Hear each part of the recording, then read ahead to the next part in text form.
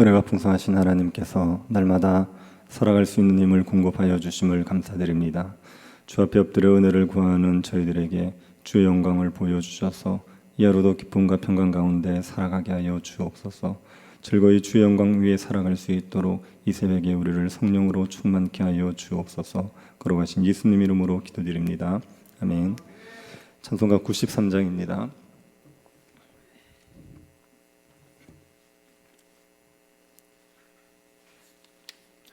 찬송가 93장입니다.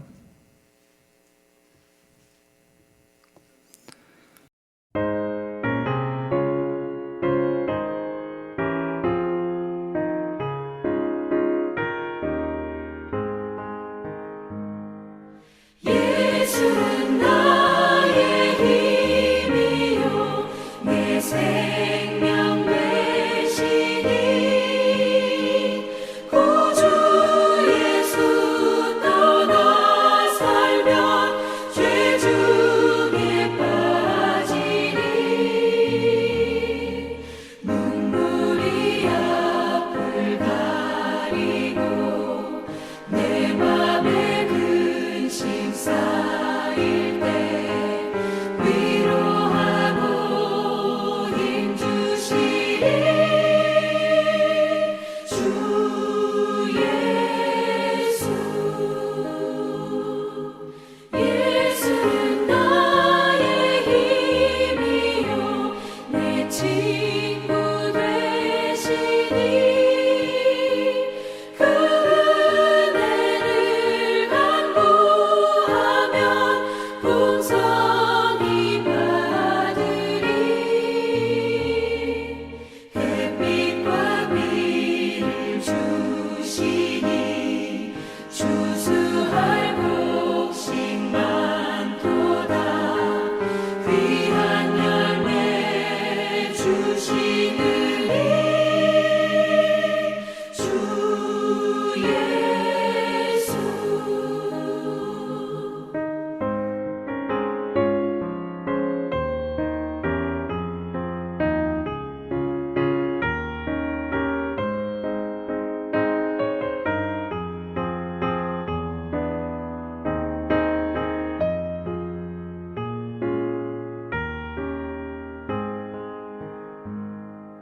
예수는 나의 힘이요 내 기쁨 되시니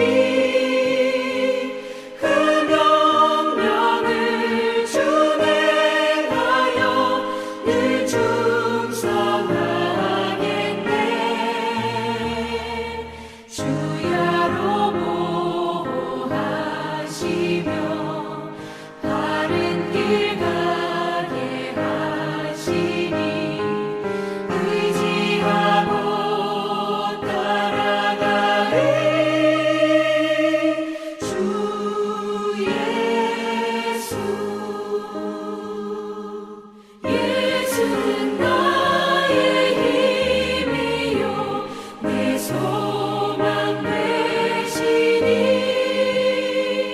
이 세상을 떠나갈 때 곧 영생 얻으리 한없는 복을 주시고 영원한 기쁨 주시니 나의 생명 나의 기쁨 주 예수.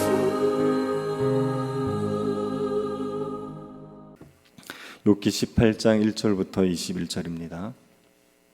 욥기 18장 1절부터 21절입니다. 찾아서 한 절씩 교도하겠습니다.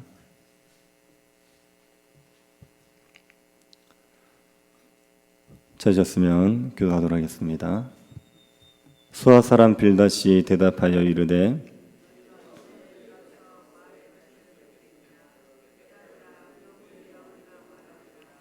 어찌하여 우리를 짐승으로 여기며 부정하게 보느냐.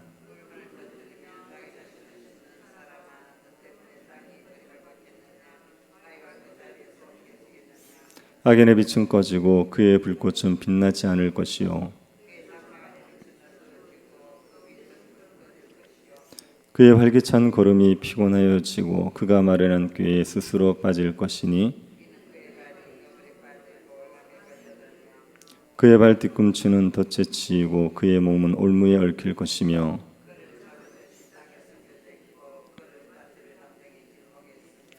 무서운 것이 사방에서 그를 놀라게 하고 그 뒤를 쫓아갈 것이며 질병이 그의 피부를 삼키리니 곧 사망의 장자가 그의 지체를 막을 것이며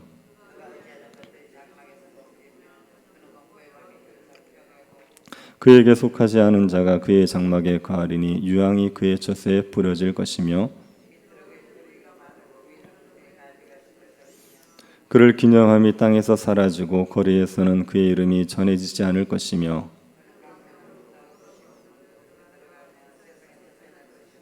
그는 그의 백성 가운데 후손도 없고 후예도 없을 것이며 그가 거하던 곳에는 남은 자가 한 사람도 없을 것이라. 같이 보겠습니다. 참으로 불의한 자의 집이 이러하고 하나님을 알지 못하는 자의 처소도 이러하니라. 아멘. 욥과 친구들의 설전이 2차전으로 돌입했습니다. 새 친구들이 욥을 정죄하고 욥은 새 친구들에게 자신의 의로움을 항변했습니다. 그런데 욥의 친구들은 욥을 또다시 정죄합니다. 엘리바스가 욥을 정죄했고 욥이 항변을 하자 그 말을 듣고 빌닷이 욥을 다시 정죄합니다. 빌닷은 자신을 짐승처럼 여기는 욥이 깨닫지 못하는 어리석은 자라고 비난합니다. 그리고 악인이 잠시 번성할 수 있지만 그러나 완전히 망해서 흔적도 없이 사라질 것이라고 말하게 됩니다. 2절을 보시기 바랍니다. 너희가 어느 때에 가서 말의 끝을 맺겠느냐 깨달으라 그 후에야 우리가 말해라. 빌닷은 언제나 말의 끝을 맺겠냐고 하지요. 빌닷은 너희라고 하지만 이건 욥에게 하는 말입니다.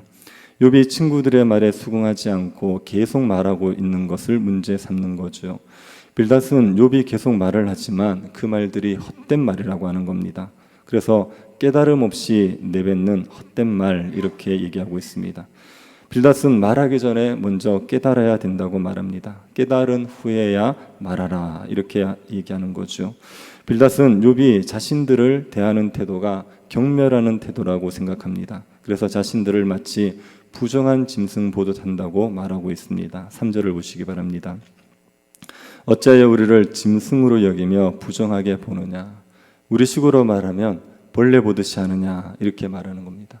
빌닷은 욥이 자신들을 멸시하고 있다고 불쾌해하고 있습니다. 그래서 욥을 비하하는 말을 합니다. 4절을 보십시오. 울분을 터뜨리며 자기 자신을 찢는 사람아 너 때문에 땅이 버림을 받겠느냐 바위가 그 자리에서 옮겨지겠느냐. 빌닷은 욥이 울분을 터뜨리며 자기 자신을 찢는다고 말하고 있습니다. 욥이 재분에 못 이겨서 자기 스스로를 해하는 자라는 겁니다. 분노 조절 장애를 가지고 있는 사람 같다고 말하는 겁니다. 그리고 욥이 스스로를 대단한 존재로 착각하고 있다고 비판합니다. 너 때문에 땅이 버림을 받겠느냐 바위가 그 자리에서 옮겨지겠느냐. 이 말은 네가 피조 세계에 거대한 변동을 초래할 정도로 대단한 인물이냐는 겁니다. 하나님이 너 하나 때문에 피조 세계를 변동시키는 일을 하겠느냐? 네가 대단한 존재냐? 그렇게 착각하지 말라 이렇게 이야기하는 겁니다. 그리고 욥이 결국은 멸망할 것이라는 말을 우회적으로 말합니다. 5절 6절 한번 보십시오. 악인의 빛은 꺼지고 그의 불꽃은 빛나지 않을 것이요 그의 장막 안의 빛은 어두워지고 그 위의 등불은 꺼질 것이요. 악인의 불꽃은 결국 꺼지고 말지요. 악인은 잠시 번성하는 것 같지만 결국은 망합니다. 악인은 강건한 것 같아도 결국 쇠하여집니다. 7절 상반절 보시기 바랍니다. 그의 활기찬 걸음이 피곤하여지고 활기찬 걸음이 피곤해진다고 하지요. 악인이 왕성하게 활동할 때가 있습니다. 하지만 곧 피곤해집니다. 너무나 쇠약해지는 겁니다. 히틀러는 2차 세계대전을 일으켰습니다. 히틀러는 독일 국민의 전폭적인 지지를 받으면서 세상을 정복하려고 왕성하게 활동을 했습니다. 하지만 히틀러의 말로는 비참했죠. 전쟁에서 패할 상황이 되자 히틀러 부하들은 히틀러의 명령을 듣지 않습니다. 히틀러의 명령이 비현실적이어서 전혀 부하들이 듣지 않습니다. 결국 히틀러는 자살을 하게 되죠. 그렇게 활기찬 걸음을 걷던 자가 피곤해지는 겁니다. 강건하던 악인도 결국이 쇠하여지고 맙니다. 악인이 쇠약해지는 이유는 스스로의 꾀에 빠지기 때문입니다. 7절 하반절부터 10절입니다. 그가 마련한 꾀에 스스로 빠질 것이니 이는 그의 발이 그물에 빠지고 올무에 걸려들며 그의 발 뒤꿈치는 덫에 씌이고 그의 몸은 올무에 얽힐 것이며 그를 잡을 덫이 땅에 숨겨져 있고 그를 빠뜨릴 함정이 길목에 있으며. 악인은 꾀를 사용합니다. 자기를 번성하게 하기 위해서 꾀를 사용하죠. 그런데 그 꾀에 자기가 빠지는 겁니다. 자기가 펴놓은 그물에 자기가 빠지고 자기가 놓은 올무에 자기가 걸려듭니다. 자기가 설치한 덫에 자기 발이 치이고 자기가 만든 올무에 자기가 얽히는 겁니다. 악인은 자기의 꾀에 자기가 빠져서 망하는 겁니다.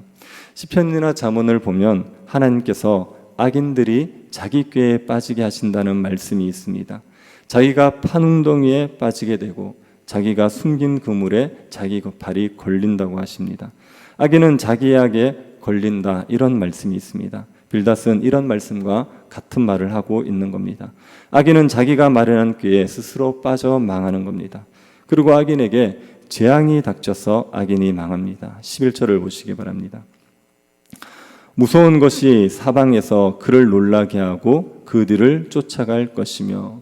무서운 것이 사방에서 그를 놀라게 하죠. 무서운 것은 악인을 두렵게 하는 것을 말합니다. 악인을 두렵게 하는 것이 사방에서 일어나는 거죠. 그리고 무서운 것이 악인의 뒤를 쫓아갑니다. 무서운 것이 악인을 쫓아가서 덮쳐버리니 악인이 피할 수가 없는 거죠. 악인이 무서워하는 것은 어떤 것이겠습니까? 기근이 무서운 것입니다. 기근으로 인하여서 그 힘이 쇠약해질 것을 말하고 있습니다. 12절부터 13절을 한번 보시기 바랍니다. 그의 힘은 기근으로 말미암아 쇠하고 그 곁에는 재앙이 기다릴 것이며 질병이 그의 피부를 삼키리니 곧 사망의 장자가 그의 지체를 먹을 것이며. 악인은 그 힘이 기근으로 말미암아 쇠합니다. 기근이 악인에게 무서운 것입니다. 악인이 아무리 풍요하게 지냈다 해도 기근이 오면 방법이 없습니다. 우리나라에서 IMF를 우리가 겪어봤자서 알지 않습니까? 경제적인 기근이 오면 버틸 방법이 없습니다. 악인에게 기근이 오면 버틸 수 없는 거죠. 그래서 기근이 무서운 것입니다. 그리고 또 무서운 것은 재앙입니다. 욥이 겪은 일 중에 재산을 잃고 자녀를 잃은 것이 재앙입니다. 이런 재앙이 무서운 것인데 이것이 악인에게 있습니다. 또 질병도 있죠. 악인이 질병에게 피부가 삼켜진다 합니다. 종기와 같은 피부병으로 고통을 겪게 되는 거죠. 또 무서운 것은 죽음입니다. 사망의 장자가 그의 지체를 먹어버리는 겁니다.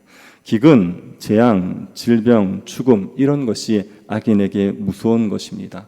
이 무서운 것들이 악인을 놀라게 합니다.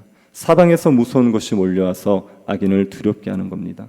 그래서 악인은 공포에 시달리게 되죠. 14절을 한번 보십시오. 그가 의지하던 것들이 장막에서 뽑히며 그는 공포의 왕에게로 잡혀가고. 그가 의지하던 것들이 장막에서 뽑힌다. 이 말은 그가 마음 편하게 살던 장막에서 끌려 나온다는 말입니다. 그래서 누구에게 사로잡혀갑니까? 공포의 왕에게 사로잡혀가는 겁니다.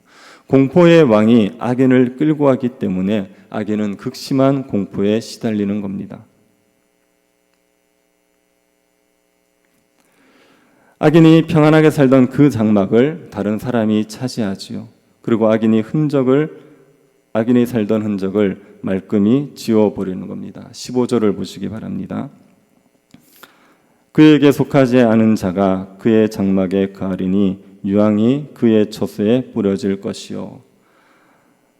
악인에게 속하지 않은 자가 악인의 장막에 거하게 됩니다. 15절을 보십시오. 그에게 속하지 않은 자가 그의 장막에 거하리니 유황이 그의 처소에 뿌려질 것이요. 악인에게 속하지 않은 자가 악인의 장막에 거하게 됩니다. 악인이 장막을 차지하고 있던 것을 다른 사람이 차지해 버리죠. 그래서 유황이 그곳에 뿌려집니다. 유황이 뿌려진다는 것은 사람이 살지 못하는 땅으로 만들어 버리는 겁니다. 유황이 뿌려지면 그러면 어떻게 되는지를 보십시오. 16절입니다. 밑으로 그의 뿌리가 마르고 위로는 그의 가지가 시들 것이며, 밑으로는 뿌리가 마르고 위로는 가지가 시들어 버리죠. 유황을 뿌리면 식물들의 뿌리가 마르고 가지가 시들어 버립니다. 식물이 살 수 없는 땅, 그래서 농사를 지을 수 없는 땅이 됩니다. 그러면 사람이 살 수 없는 땅이 되어버리는 겁니다. 악인이 살던 곳은 더 이상 사람이 살지 못하는 땅이 되어버립니다. 이건 악인이 흔적 없이 지워진다는 말입니다. 17절을 보시기 바랍니다. 그를 기념함이 땅에서 사라지고 거리에서는 그의 이름이 전해지지 않을 것이며, 그를 기념함이 땅에서 사라집니다. 악인의 이름이 더 이상 전해지지 않는 겁니다. 대열 같은 집을 살던 악인이 죽더라도 그 집이 남아 있으면 그러면 사람들이 악인을 기억하지 않겠습니까? 그 집은 아무개의 집이었다 이렇게 말하면서 그 집을 악인들의 이름을 언급하지 않겠습니까? 그런데 그 궁궐 같은 집이 무너지고 폐허가 되어서 아무것도 없는 땅이 되어버리면 사람들은 악인의 이름조차 입에 담지 않게 되는 거죠. 악인이 기억에서 완전히 사라져 버리는 겁니다. 악인은 완전히 흑암에서 쫓겨나고 세상에서 쫓겨납니다. 18절을 보십시오. 그는 광명으로부터 흑암으로 쫓겨 들어가며 세상에서 쫓겨날 것이며, 악인은 광명에 있는데 흑암으로 쫓겨 들어갑니다. 세상에서 쫓겨나게 되죠. 그 후손도 남지 않습니다. 19절입니다. 그는 그의 백성 가운데 후손도 없고 후회도 없을 것이며 그가 거하던 곳에는 남은 자가 한 사람도 없을 것이라. 악인은 자신만 망하는 것이 아니라 그 후손들도 다 망해버리는 거죠. 그가 거하는 곳에 남은 자가 한 사람도 없게 됩니다. 한때는 번성했던 악인이 흔적도 없이 사라지는 거죠. 이것을 본 자들이 깜짝 놀라버립니다. 20절 보십시오. 그의 운명에 서쪽에서 오는 자와 동쪽에서 오는 자가 깜짝 놀라리라. 악인의 운명을 보고 지나가던 자들이 깜짝 놀라는 것이요. 그렇게 번성하던 악인이 이렇게 완전히 망할 수 있느냐고 깜짝 놀라는 겁니다. 그리고 사람들이 교훈을 얻습니다. 21절입니다. 참으로 불의한 자의 집이 이러하고 하나님을 알지 못하는 자의 처소도 이러하니라. 참으로 불의한 자들이 다 이렇게 망하는구나. 하나님을 알지 못하는 자들이 결국 이렇게 멸망하는구나 하고 교훈을 얻게 되는 겁니다. 빌닷은 악인이 어떻게 되는지를 자세히 설명했습니다. 악인의 빛은 꺼져버립니다. 활기찬 걸음도 피곤해집니다. 악인은 자기의 꾀에 스스로 빠져버립니다. 기근과 재앙과 질병과 죽음 같은 무서운 것이 사방에서 덮쳐버리죠. 악인은 자신이 편히 살던 장막에서 끌려나가 공포의 왕에게 잡혀갑니다. 그리고 사망에 이르는 겁니다. 그러면 그가 살던 곳이 흔적도 없이 사라져버려서 그의 후손조차도 기억되지 않는 악인의 흔적이 완전히 사라지게 되는 겁니다. 빌닷은 악인이 철저하게 망하게 된다 이렇게 했습니다. 이 빌닷의 말은 틀린 말이 아닙니다. 이거 맞는 말입니다. 그런데 욥에게 적용을 하려니까 문제가 되는 거죠. 빌닷은 욥에게 일어난 일이 악인에게 일어난 일이라고 말하는 겁니다. 욥이 악을 행하여서 욥의 빛이 어두워졌고 기력이 쇠해졌고 무서운 것이 사방에서 덮쳐서 공포의 왕에게 사로잡혀 있다고 말하는 거죠. 욥이 그 죄를 회개하지 않으면 하나님께서 욥을 죽이시고 욥의 집은 완전히 사라지게 될 거라고 경고하고 있는 겁니다. 빌닷은 의인이 고난을 당할 수 있다는 것을 인정하지 않는 거죠. 욥이 아무리 자신이 의로움을 주장해도 빌닷은 의인이 고난당할 수 있다는 것을 인정하지 않기 때문에 욥의 의로움을 인정하지 않습니다. 그래서 욥을 말로 괴롭게 하는 일을 계속하고 있습니다. 우리가 의인도 고난을 당할 수 있다는 것을 인정하지 않으면 우리도 빌닷같이 의인이 의인을 말로 괴롭게 하는 자가 되고 맙니다. 의인도 고난을 당할 수 있습니다. 의인도 악인처럼 고난을 당할 수 있습니다. 예수님께서 의로우신 분이면서도 악인처럼 고난을 당하지 않았습니까? 의인이 고난당할 수 있다는 것을 인정하지 않으면 예수님께서 우리의 죄 때문에 고난당하신 것을 인정하지 않게 됩니다. 예수님은 의인이신데 우리의 죄 때문에 고난당하셨습니다. 의인이 받아야 할 하나님의 진노, 악인이 공포의 왕에게 잡혀가는 것을 막기 위해서 예수님께서 고난당하셨습니다. 우리 같은 악인이 공포의 왕에게 사로잡혀가는 것을 막기 위해서 예수님께서 공포의 왕에게 사로잡혀 가신 겁니다. 우리는 예수님을 믿음으로 의로워졌습니다. 의로워졌지만 우리에게도 고난이 있을 수 있습니다. 의인인 우리에게 고난이 올 때 우리가 주님을 바라보고 고난을 견뎌야 되지요. 예수님은 하나님이 주실 영광 소망하면서 고난을 견디셨습니다. 우리도 주님 본받아 하나님이 주실 영광 바라보면서 고난을 견딜 수 있습니다. 이 땅에서 이해할 수 없는 고난을 당할 수 있지만 주님이 고난 당하셨던 것 기억하면서 그 주님 바라보며 고난을 견디는 주의 백성들이 될 수 있기를 간절히 바랍니다.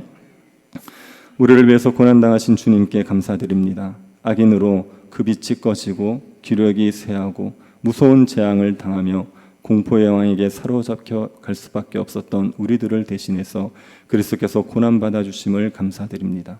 우리를 위해서 고난당하신 주님을 따라 십자가의 길을 걸어가게 하시고 고난을 이상한 것으로 여기지 않고 믿음으로 인내할 수 있게 하여 주옵소서.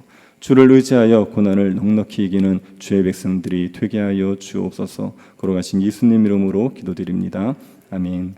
하늘에 계신 우리 아버지여, 이름이 거룩히 여김을 받으시오며 나라에 임하옵시며 뜻이 하늘에서 이룬 것 같이 땅에서도 이루어지이다. 오늘날 우리에게 일용할 양식을 주옵시고 우리가 우리에게 죄 지은 자를 사하여 준 것 같이 우리 죄를 사하여 주옵시고 우리를 시험에 들게 하지 마옵시고 다만 악에서 구하옵소서. 대개 나라와 권세와 영광이 아버지께 영원히 있사옵나이다. 아멘. 세교회당 건축을 위해서 기도해 주시고 고난 중에 있는 성도들을 위해서 그리고 주일학교 여러분 사역을 위해서 기도해 주시고 개인적으로 기도하시기 바랍니다.